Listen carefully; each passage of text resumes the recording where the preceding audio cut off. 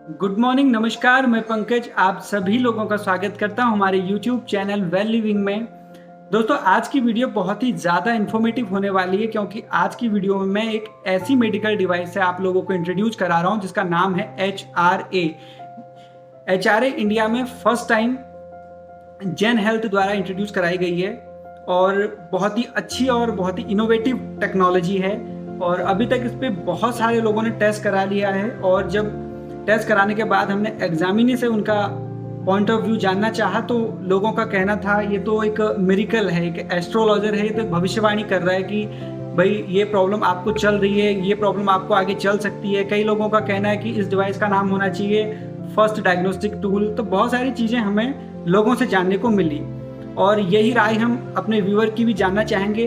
Video के and में आप कमेंट बॉक्स में हमें इस डिवाइस के बारे में जो भी आपके पॉइंट ऑफ व्यू रहेंगे वो आप हमें कमेंट बॉक्स में दे सकते हैं। और चलिए अब वीडियो को शुरू करते हैं। चलिए अब सर से जानते हैं उस डिवाइस के बारे में। तो सर से पूछते हैं, सर बताइए क्या है HRA, what is HRA? HRA इसका फुल फॉर्म है हेल्थ रिस्क असेसमेंट या हेल्थ रिस्क अप्रेजल भी आप इसको कह सकते हैं। कॉम्प्रिहेंसिव, पूरी फुल बॉडी का from head to toe within 5 minutes आपकी सारी बॉडी के सारे ऑर्गन्स और सारे सिस्टम्स के बारे में ये आपको बताएगा डिटेल में कि उनका स्टेट ऑफ फंक्शनैलिटी क्या है, उनके अंदर कोई डिसऑर्डर तो नहीं है, क्या उनके अंदर किसी प्रकार का आगे चलकर कोई रिस्क तो ऐसा नहीं है जो डिसऑर्डर हो फिलहाल और आगे चलकर वो डिजीज बन जाए in the near future. Basically ये रिस्क असेसमेंट डिवाइस है। रिस्क असेसमेंट डिवाइस भी है और प्लस ये बहुत इंफॉर्मेटिव है इन द सेंस कि आपके सारे के सारी बॉडी के बारे में आपको ये एजुकेट भी करता है, इन्फॉर्म भी करता है with regard to potential risk and the management of that risk which can be very very effectively done in a preventive mode. ठीक है सर, अब जानना चाहेंगे कि सर टेक्नोलॉजी क्या है और वर्किंग प्रिंसिपल क्या है इस डिवाइस का? देखिए, टेक्नोलॉजी इसकी है बायो इलेक्ट्रिकल इम्पिडेंस। ये एक बड़ा वेल नोन प्रिंसिपल है और बहुत सारे स्कैनर्स में और ये यूज किया जाता है बॉडी को एसेस करने के लिए, बॉडी के अलग अलग ऑर्गन्स को स्कैन करने के लिए। और इसमें 2 बातें मैं आपको आउटलाइन करना चाहूंगा। एक तो ये है कि हमारी बॉडी में हम जब कभी भी इसका एक सर्टेन पोटेंशियल डिफरेंस को हम इंट्रोड्यूस करते हैं, इंड्यूस करते हैं, तो उसके बाद जो बॉडी में इम्पिडेंस को मेजर करती है ये मशीन, ये स्कैनर अलग अलग ऑर्गन्स के, और उसके अंदर ये आपको ये सारी बातें बताएगा कि आपके 15 सिस्टम्स हैं अक्रॉस 22 पाथवेज। ये आपको डिफरेंशियली आपको बता सकता है कहाँ पर गड़बड़ हो है, कहाँ गड़बड़ होने के चांसेस हैं। और इसमें आपको एक तरह से ये आने वाले सिस्टम, आने वाले समय के बारे में भी आपको वार्न कर सकता है जी। और क्रोनो एम्पियरोमीट्री एक ये अलग ही चीज है जो इसके अंदर इंकॉर्पोरेट की गई है at a very quantum level. एक चीज और sir, why HRA is necessary, क्यों कराना जरूरी है सर HRA? देखिए, इसके पंकज बहुत सारे रीजन है कि HRA नेसेसरी क्यों है। देखिए, हम जब मेडिकल फील्ड में हम लोग जब जाते हैं तो we come across many patients जो बहुत सारे इन्वेस्टिगेशंस कराते फिर रहे हैं, ब्लाइंडली इन्वेस्टिगेशंस करा रहे हैं, हमारे पास आते हैं, मोटे मोटे पुलिंदे होते हैं उनके पास, कई बार CT स्कैन, कई बार MRI, कई बार एक्सरेज, कितनी बार ब्लड टेस्ट करा के वो हमारे पास जब आते हैं तो फिर भी वो they are in the dark as to what has happened, यानी क्या हो रहा है उनको तब भी समझ में नहीं आता है। इसमें हम HRA को हम जब फॉलो करते हैं, इसकी गाइडलाइंस को हम जब फॉलो करते हैं तो हमें ये मालूम चल जाता है कि हमें इसके अंदर कौन से टेस्ट हमें कराने हैं, किस टेस्ट को प्रायोरिटी देनी है, and it gives a very good guidance to the patient with regard to the steps that are to be taken in case of disease and in case of prevention। तो यानी कि asymptomatic और symptomatic patient दोनों से करवा सकते हैं, ये बिल्कुल सेफ है। और एक चीज और, स्पोर्ट्स पर्सन और जो हेल्दी पर्सन है उन्हें तो कराना चाहिए। हाँ, मैं इस बारे में थोड़ा सा इलैबोरेट करना चाहूंगा।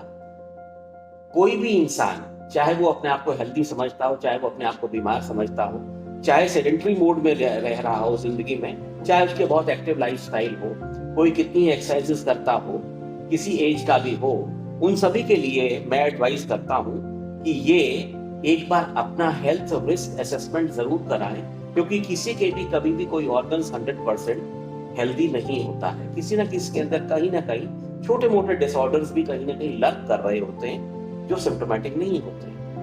देखिए, सिम्टम जो प्रकट होता है वो प्रकट तब होता है जब डिजीज बॉडी में पूरी तरह से फैल चुका होता है, क्योंकि सिम्टम को हम जब एग्जामिन करते हैं तो वो बहुत ही ग्रॉस लेवल पर होता है। ये एग्जामिन करती है बहुत ही माइन्यूट लेवल पर, जब ऑर्गन्स के अंदर intracellular, interstitial, extra cellular level पर वो चेंजेस आ रहे हैं जो अभी प्रकट नहीं हुए हैं, और किसी भी प्रकार से कन्वेंशनल डायग्नोस्टिक मेथड से आप उनको डिटेक्ट नहीं कर सकते हैं। जी, एक चीज और सर, मेडिकल में वैसे भी बहुत सारे कन्वेंशनल डिवाइस हैं, जैसे सीटी, एमआरआई, पेट स्कैन, बहुत सारे डिवाइसेस ऑलरेडी हैं। उनसे एचआरए किस तरह अलग है, बिल्कुल कैसे डिफरेंट है? देखिए, मैं ये बताना चाहता हूँ, एक तो इसकी सेफ्टी वो तो बिल्कुल ही अनमैच्ड है। किसी भी प्रकार से इसमें बॉडी में किसी प्रकार के साइड इफेक्ट्स, आफ्टर इफेक्ट्स या रिस्क नहीं देखे गए हैं, क्योंकि ये बहुत ही माइल्ड सा पोटेंशियल डिफरेंस बॉडी में इंड्यूस करता है। उसके बाद ये जब सारे ऑर्गन्स को एसेस करता है तो इतना low level of potential difference होता है कि आप उसको बॉडी के लिए किसी भी तरह से हार्मफुल नहीं कह सकते हैं।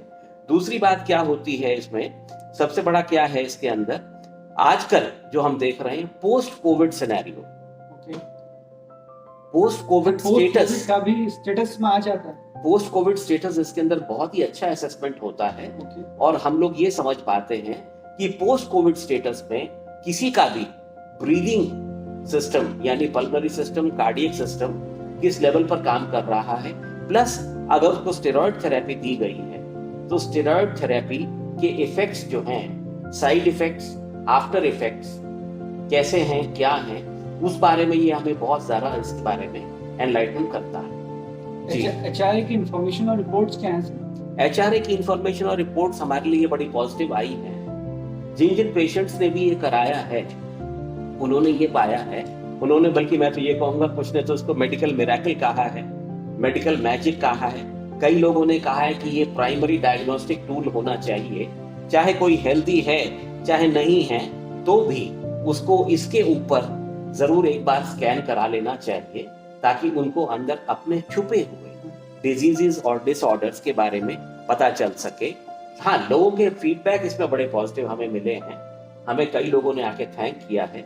कई केसेस में यहाँ तक हुआ है कि जैसे कोई सिम्टम नहीं है लेकिन इसने बहुत ही अर्ली स्टेज में इसने कैंसर को डिटेक्ट किया है, और आज उन पेशेंट्स का जब कैंसर ट्रीटमेंट हो रहा है बहुत ही अर्ली स्टेज में, यानी जब तक वो डिटेक्टेबल नहीं था। देखिए, ब्लड में हमेशा कोई भी चेंजेस आने में साल, 2 साल, 3 साल लग जाते हैं, लेकिन ये उससे पहले ही आपको इंडिकेट कर देता है। कुछ केसेस में ऐसा भी हुआ जहां थोड़ा सा कंफ्यूजन रहा कि ये कैंसरस है कि नहीं है, मैलिग्नेंसी है कि नहीं है, वहां इसने हमें प्रॉपरली गाइड किया है कि मैलिग्नेंसी है कि नहीं। यस, एक मैं आपको बहुत इंटरेस्टिंग केस की बात मैं बताना चाहूंगा। बताइए। हमारे पास वो जनाब आए थे, ही इज अराउंड 68। वो पोस्ट कैंसर उनका जो ट्रीटमेंट हुआ था, यानी कि ट्रीटमेंट हुआ था उसके भी 3 साल बाद हमारे पास आए थे। वो लार्जली सिम्टम फ्री हैं। उन्होंने ये जानना चाहा था कि क्या मेरी बॉडी में कहीं पर कैंसर सेल्स हैं, क्या मेरी बॉडी में कहीं पर चांसेस हैं कि मैलिग्नेंसी कहीं पे छुपी हुई है। तो जब एचआरए ने जब उनको स्कैन किया है तो एचआरए ने इनको ये तो बता दिया कि कैंसर का ट्रीटमेंट बहुत अच्छा हुआ है और हर प्रकार से वो कैंसर से फ्री हैं। लेकिन एचआरए ने एक और चीज हमें बताई है जो बहुत ही डिटेल में आपको बताना चाहूंगा। वो ये था कि उनकी हार्ट की condition, cardiomyopathy and coronary arteries की ब्लॉकेजेस ये तक भी बताई, नियरली 100% तक उन्होंने एसेस किया। हम हैरान थे कि ये जनाब चल कैसे रहे हैं। फिर हमने उनको एडवाइस किया कि फौरन आप जाएं, अपनी कोरोनरी एंजियोग्राफी कराएं, and now he is getting it done and he is much better. Stenting उनकी हो चुकी है, now he is much better. ये बहुत अच्छा लगा सर कि ये डिवाइस जो है अर्ली स्टेज में डिसऑर्डर को ये डिटेक्ट कर लेती है और लोग बता देती है पेशेंट को कि ये चीजें आपके बॉडी में चल रही हैं। जी, बहुत अच्छी चीज है जी। अच्छा सर, एक चीज और बताइए, अगर बात करें ग्लोबल एक्सपेक्टेंस की, तो ग्लोबल एक्सेप्टेंस तो इसका बहुत हाई है। जहां तक मेरे को लेटेस्ट मुझे थोड़ा इंफॉर्मेशन है तो उसके बारे में मैं कह सकता हूं कि around 1000 such scanners have been installed around the world. देखिए, यूएस एफडीए जो सबसे टफेस्ट पार्ट माना जाता है कहीं भी आपको एक्सेप्टेंस दिलाने के लिए, फूड एंड ड्रग अथॉरिटीज, ये इक्विपमेंट उनके पास है, उनसे अप्रूव्ड है। पूरे के पूरे यूरोपियन कम्युनिटी यानी इसके पास सीई अप्रूवल भी सारे एक्सेप्टेंस हमारे और पास अलग available अलग हैं। कंट्रीज में जहां जहां इंडिया में भी इसको आईएसओ एक्सेप्टेंस है, और साउथ अमेरिका में भी आप चले जाएं तो वहां पे अलग अलग जितनी भी कंट्रीज हैं सब जगह ये स्कैनर लगे हुए हैं, एंड उनकी जो गवर्नमेंट्स हैं उन सब ने इसको अप्रूव किया हुआ है। तो सारे एक्सेप्टेंस डिवाइस के लिए अवेलेबल हैं। सारे एक्सेप्ट सब जगह इसकी एक्सेप्टेबिलिटी बहुत हाई है, और सभी जगह इसको अलग अलग जो मेडिकल अथॉरिटीज हैं उन्होंने एक्सेप्ट किया है कि ये बहुत इंपॉर्टेंट डायग्नोस्टिक टूल है। अच्छा सर, लास्ट चीज है, अब मैं जानना चाहूंगा आपका experience, what is your experience in this device? देखिए, मेरे एक्सपीरियंसेस तो जैसे अब मैं कह सकता हूँ, मुझे 1 साल के लगभग हो गया है इस मशीन पर काम करते हुए, स्कैनर पर काम करते हुए।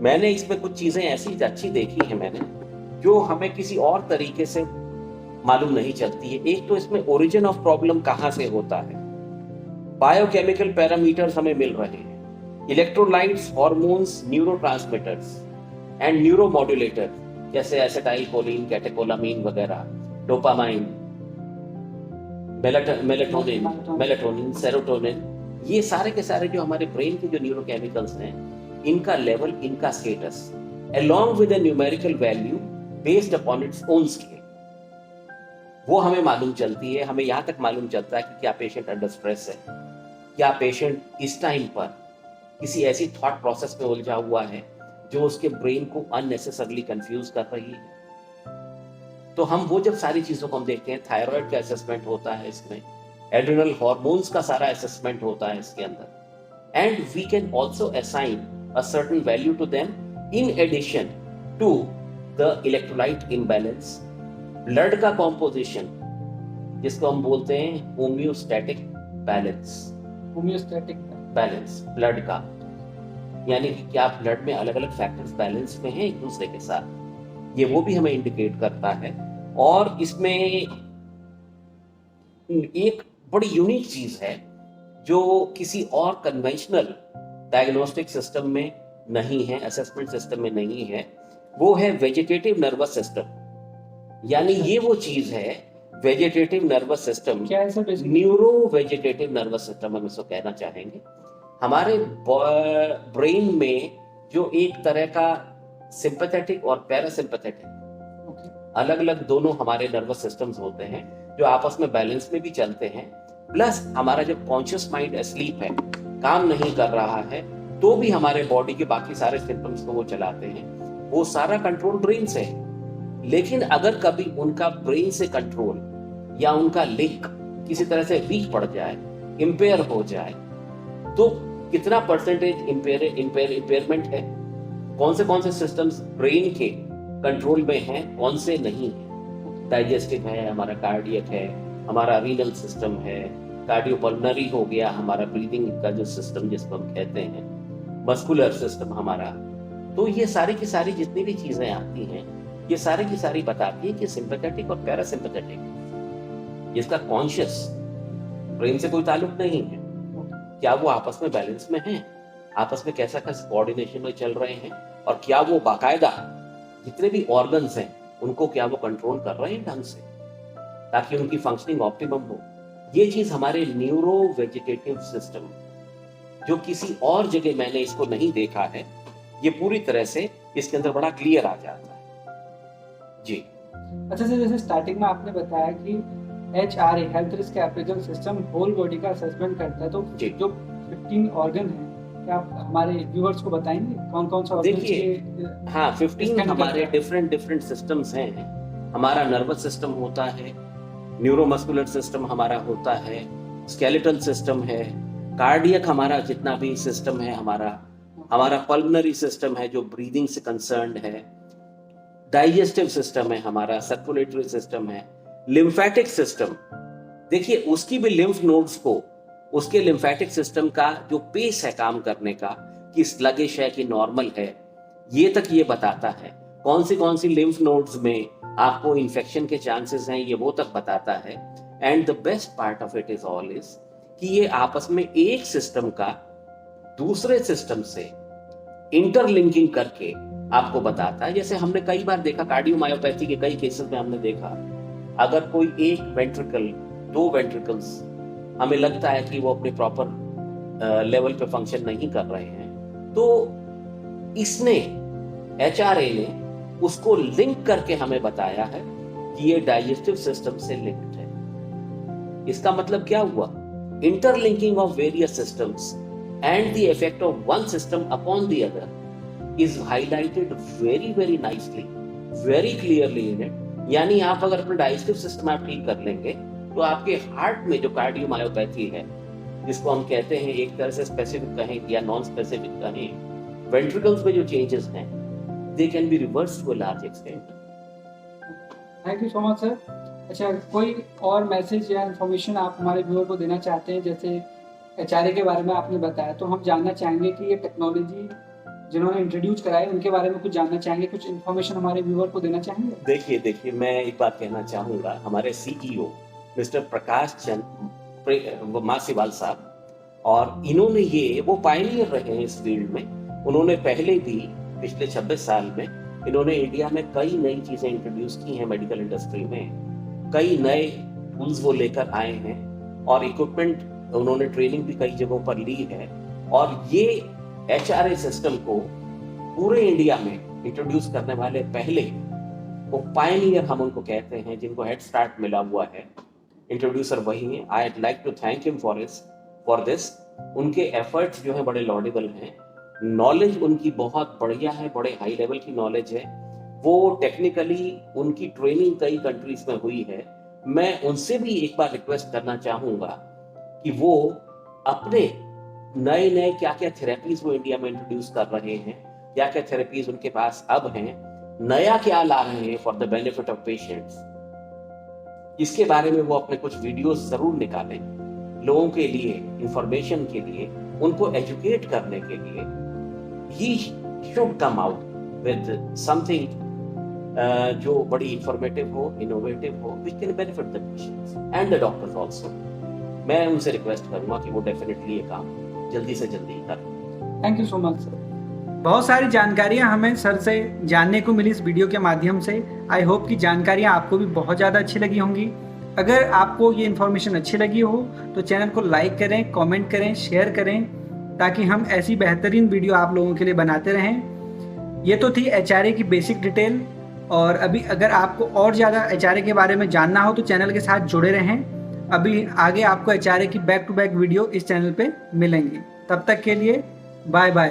Thank you so much.